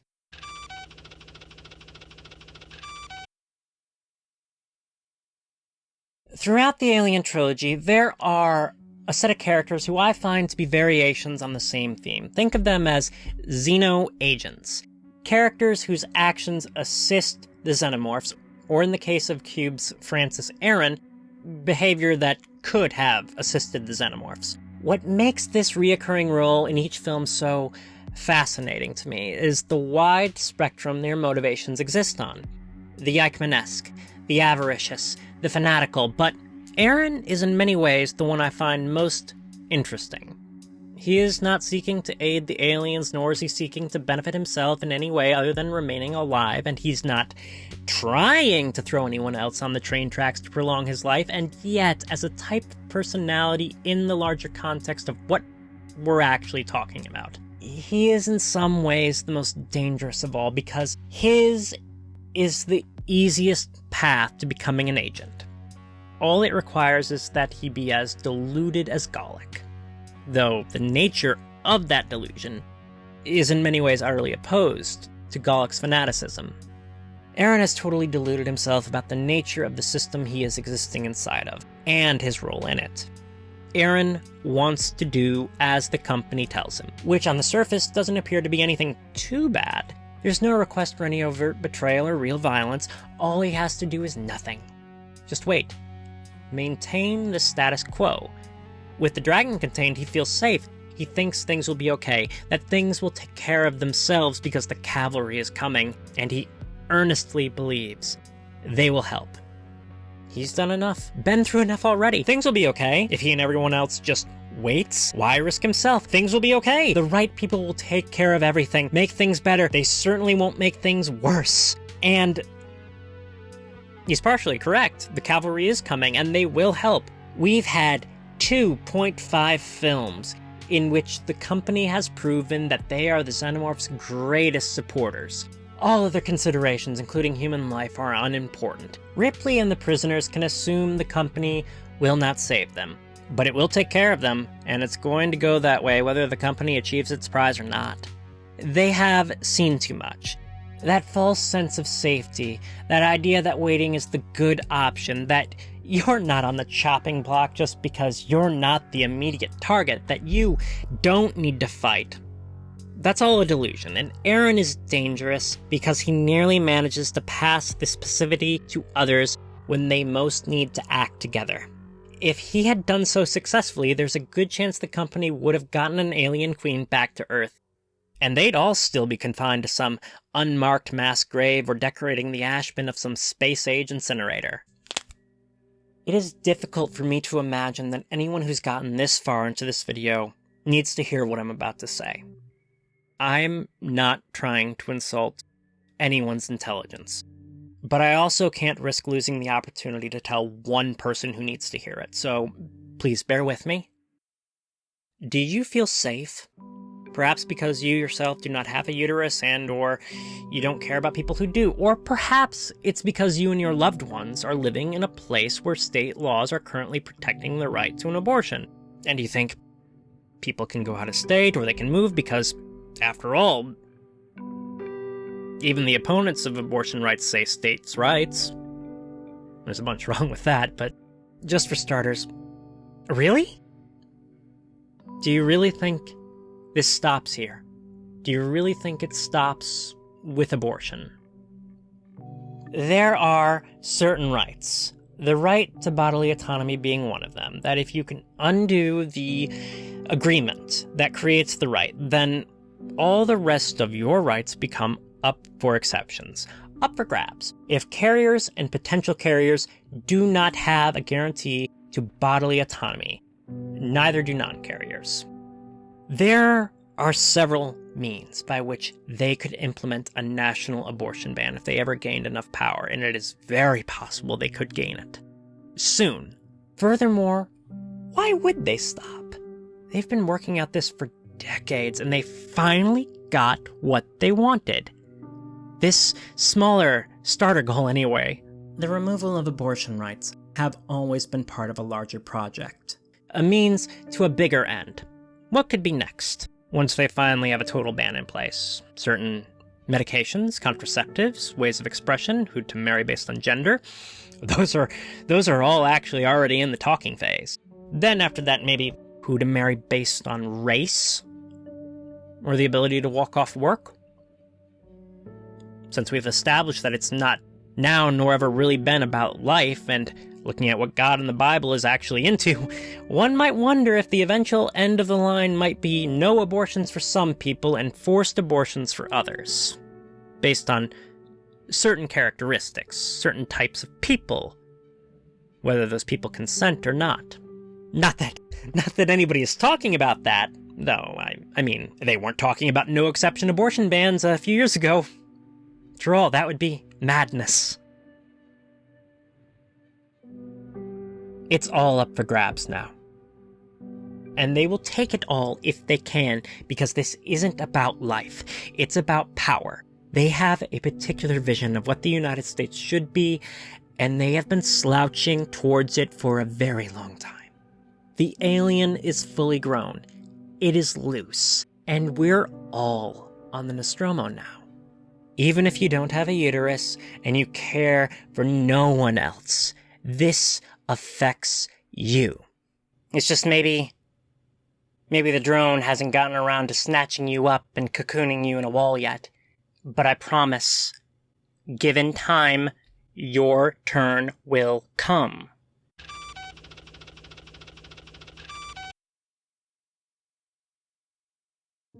In their video on Interview with a Vampire, Rose-Colored Essays proclaims that in the dream space of speculative fiction, it is possible for something to be a coffin and a refuge, both a death and a liberation. That's totally true, and also why do I bother to try to write anything at all? But to me, the potent word in that awesome sentence is and. A coffin and. Riffing on that a little, in the dream space of media, of fiction, things are simultaneously the concrete of what is in the narrative: a coffin, a pipe, a ship haunted by a xenomorph, a person infested with a xenomorph. And it is also a fluid symbol open for interpretation to the psyche that comes to bear witness to the work. It is both things at once. The pipe is a pipe, and it is a bone, or masculinity, or what have you. They are not one or the other, but eternally both, like light being both a wave and a particle. What you get just depends on how you're looking at it at the time. The xenomorphs are cinema's ultimate killer fetuses, and at the end of the first two movies, they're forced from the life-preserving containment of each film's respective ship. They are, on a symbolic level, successfully aborted. This emergency procedure, performed by Ripley herself, saves the lives of some of the crew, but this is not what happens at the end of Alien Cubed. The climactic abortion in Cubed is quite literal. Ripley gets what no other xenocarrier in the series does. Against all odds, she gets her abortion. That's what the leap is. Every essay I've read that talked about Cubed discussed the action Ripley takes at the end as a self-termination, except they use a more exact word that I can't use on YouTube. You know what it is. The thing is, I don't feel that this is an appropriate term. Ripley's jump is not a self-termination, it's an act of self-sacrifice. It is her performing an abortion on herself when all other options have been taken away. The reason it's not self-termination is that her primary goal is not her own death. That is a consequence she is willing to accept. The primary goal is to end her pregnancy. I think if there were any other way to get rid of the fetus without it ending up in the company's hands, she'd take it. Other than the loss of Ripley herself, that's kind of what's so terrible about it, right? That this was the only means she had to accomplish the task. And yet this darkly matches with a reality we haven't really discussed yet. A reality that had faded into the past for a long time, but is, as I speak, once again becoming more and more commonplace. At the end of Cubed, Ripley has three options, and they're all bad. She can run from the company. If she gets away, she will die by chestburster. The xenomorphs will still be active. She can choose to believe or cut a deal with the company, which means she will die by chestburster, or they will remove the chestburster, and once it's removed, she'll be put to a wall. She isn't making it back to Earth with them. The alien will deny her her autonomy and life. The company will deny her her autonomy and life. Third option. She alone can do what she needs to do. I don't think Ripley wants to die. If circumstances were different, I'm sure she'd fight, but in the final minutes, all other options are gone. She has one means before her of getting rid of the fetus and keeping it out of the company's hands. And that's by way of fire. This is not beautiful or victorious or happy, but it is real. Neither the film nor I is advocating that people unable to get a safe medical abortion undertake risky, potentially deadly methods to reacquire their bodily autonomy. It is not good. It is just a reality. It is something when no other means are available, many people will do, even under fear of punishment, imprisonment, maiming, and, yes, death. Many people, when they have no other options, no help, when their backs are against the wall, will do whatever they can for whatever reasons they have to end their pregnancies. And some of those ways will result in death. But that fetus will be aborted. We know Ripley's death is the reality of the situation because it was the reality of the situation before Roe v. Wade, and it's the reality of the situation now. It always has been in societies that criminalize bodily autonomy. People will seek to maintain that bodily autonomy on their own, with the best methods they can find. Death can be the ultimate result. In a pre-Dobbs documentary reflecting on what it was like to be pregnant before Roe v. Wade, healthcare activist Billy Avery said this. We had almost no options. You would either put yourself at risk by self-inflicting an abortion using knitting needles, crocheting needles, taking big black pills. There was no other option that I knew anything about. He also told a story about a woman who she gave information to so this woman could travel out of state for an abortion in the early 1970s. A black woman came and we started giving her this information. She said, I don't have any money to go to New York. I don't know anybody there. And about a month or two later, she died from a self-induced abortion. So that really opened my eyes that even if we had access to abortion, if women didn't have the means by which to pay, they still didn't really have access. So it was a similar landscape to what we have now. Like Ripley, people who die in the process of self-abortion aren't committing an act of self-termination. It's a byproduct of taking control of your body when there are no other options. Nor did they die by way of accident or medical misadventure. No, in many ways these people lost their lives because those in positions of power stripped their rights from them. In my personal opinion, responsibility for our current circumstances post-Dobbs sits most of all with these 6 Supreme Court judges. They have power, and their power is so great, its use affects so many. They must be held to a higher moral standard. But just as important, they also had knowledge. They knew this would kill people, they knew this would destroy lives, and they went ahead and dismantled Roe v. Wade via back door anyway. It was done, spiritually, in a pitch-black back room. Never forget, it was done out of sight, in the dead of night.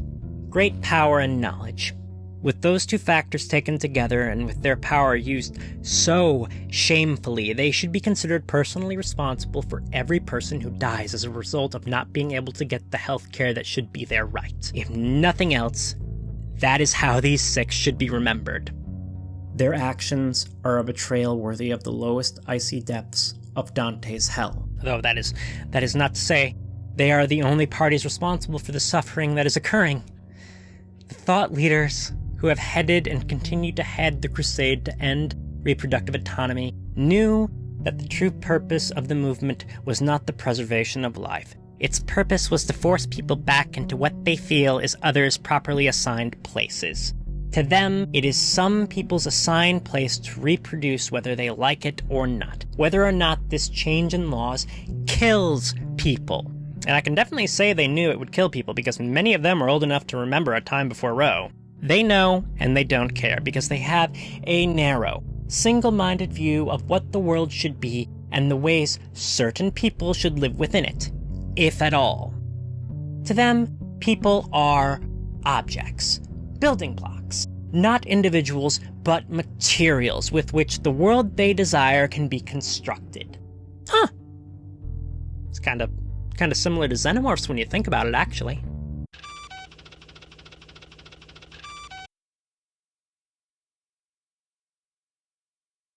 Perhaps that's appropriate. After all, when we get down to it, the Xenomorph is the thing. It's what all this this cacophony of sound and color you've borne witness to boils down to. The Xenomorph is the perfect embodiment of the franchise's subtextual nightmares. Nightmares which, for me at least, are always going to be scarier than Lovecraftian cosmicism's central conception of the horror of human irrelevance. Eons ago, at the beginning of this video, I instructed you to imagine yourself as an ant. An ant facing down an indifferent boot. What I did not mention, because it was for this part of the video, was that the metaphor of the indifferent boot implies the existence of its opposite. At the core of every horror story, there is one kind of boot or another.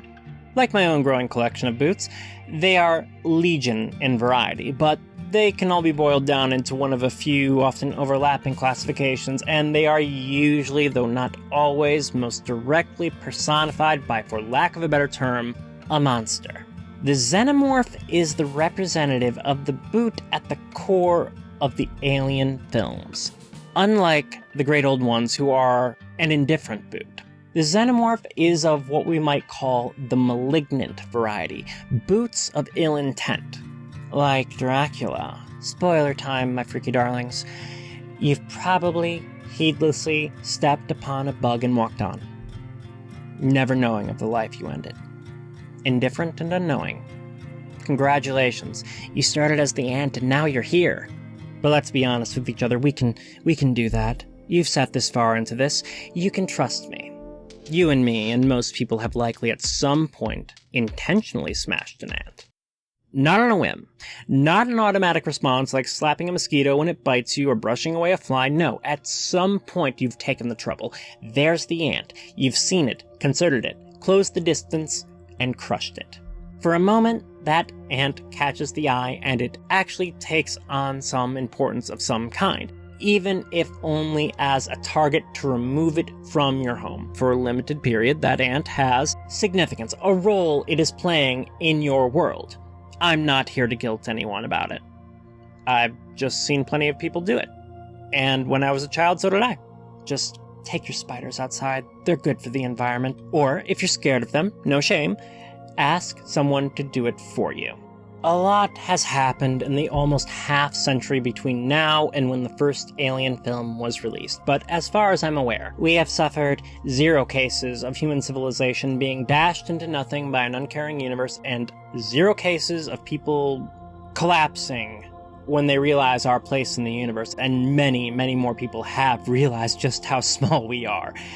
I blame the continued proliferation of science, that and the oscillating popularity of psychotomimetics. Meanwhile, the right for a person to choose what to do with their own body, to not have it used against them, against their will, in the country of both my birth and Alien, that has suffered, to put it politely, grievous bodily harm.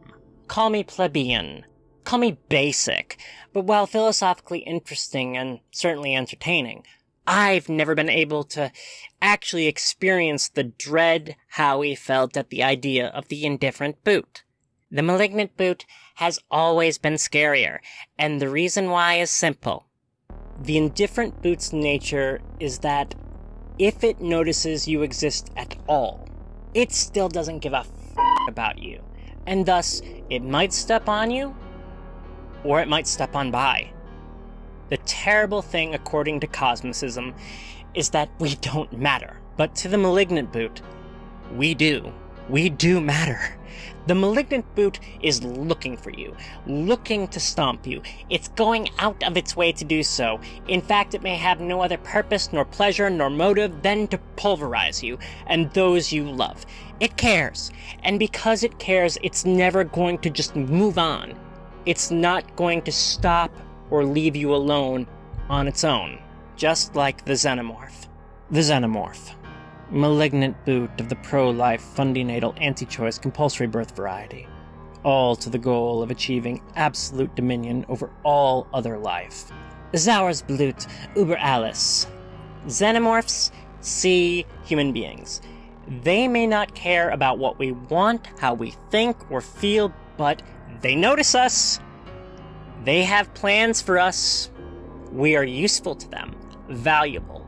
We are not irrelevant. They need us.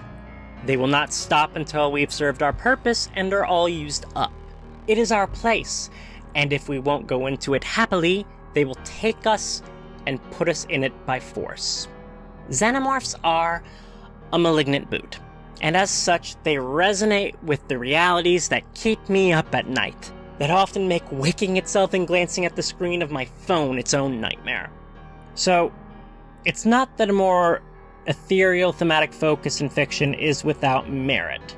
There is gold there. Call of Cthulhu is, for all its issues, a good story, but I don't find it scary.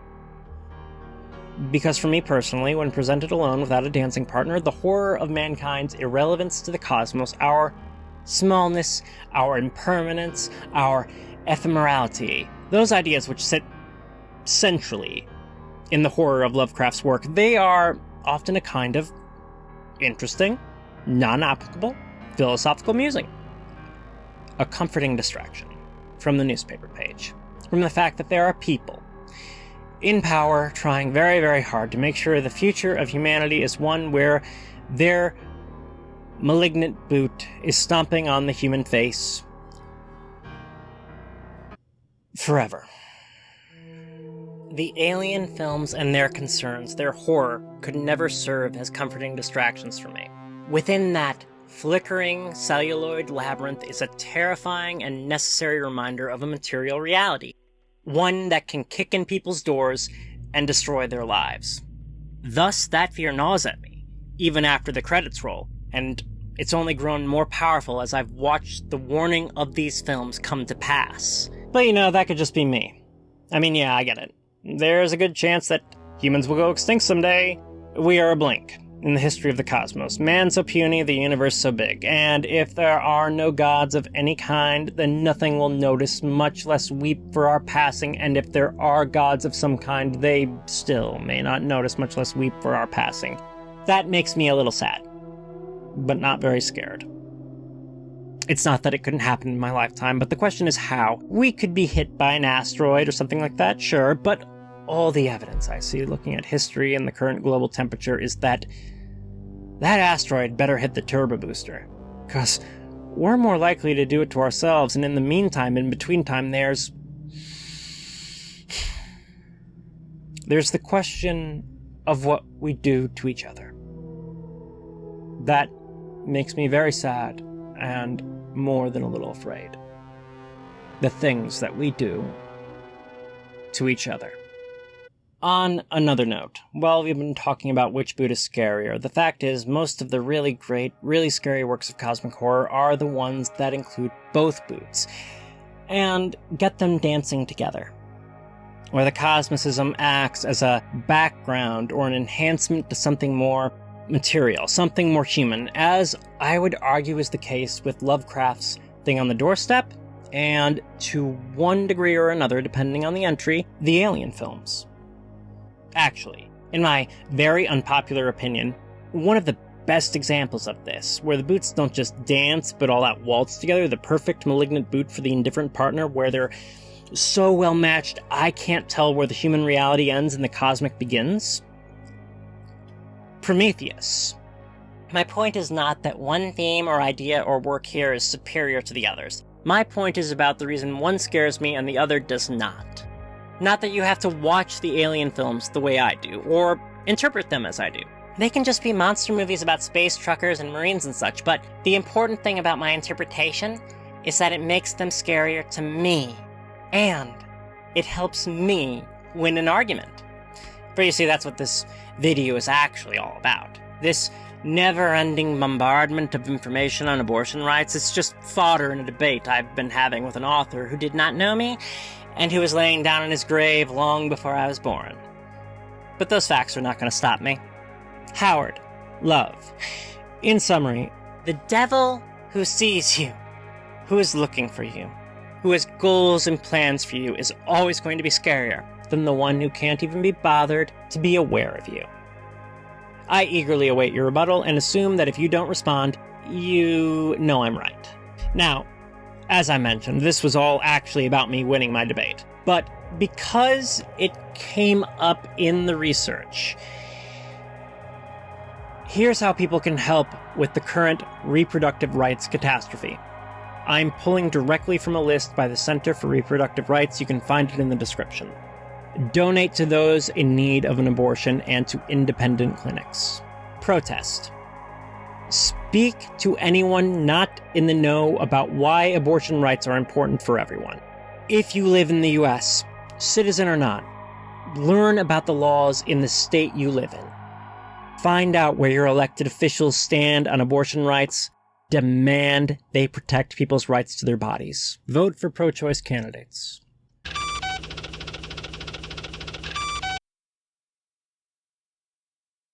The horror of a text, be it authorial or interpretational, serves a purpose that I think is functionally instructive. Thus, here at the end of all my preaching, we have to ask, what lesson do the alien films in toto actually impart on us? And I mean, we've already covered its warning and its horror, but here at the end of things, my blessed and patient congregation, what kind of guidance do these films offer us in a world where Cain's son is already on the loose? Actually, never mind. Asking that question so bluntly reminds me of some criticism I've gotten in the past from folks who have a view of media that differs from mine, who have a different view on the practice of reading as a whole. These were not malicious actors, mind you, just very pre-uni English class, if you know what I'm saying. Proselytes of the blue curtains signify the curtains being blue school of thought. The sort who would probably not appreciate how I've interpreted these films. I can't help but imagine that they'd feel what I've done to be somehow sacrilegious, tainting their favorite film franchises with ideas about philosophy and history and politics that no one intended. In their most deferential tones, they would likely say I'm reading too much into things, seeing things that are not there, things the author did not intend, though whether the author intends what I read has never been that important to my own school of thought. But, having reflected on matters, I am now going to bow my head in deference to these people I used to, drink with, and those of their happy ilk. What I'm saying is, we're throwing it all out. Everything I've talked about except for how I won my one-sided debate with Lovecraft. I'm keeping that. That's from me. I shall now present to you a pure reading of the Alien films without applying any outside considerations, history, philosophy, or politics. Here's what the Alien films have to say when you scrap all that nerdy nonsense, because believe it or not, I think there's still a lesson these films can teach. In brief, it is very, very hazardous to everyone's health to be trapped somewhere with xenomorphs, be it a ship, or a prison, or a colony, former or otherwise, just like Cadley's hope, and to not speak softly because the hour is growing later and later. It is of everyone's interest to resist, to take care of each other, to work hard, to stop them, to do whatever you can to help, and do it before they render any and all possibility of a better future an utter ruin. There. Now there's nothing political at all about that reading, is there?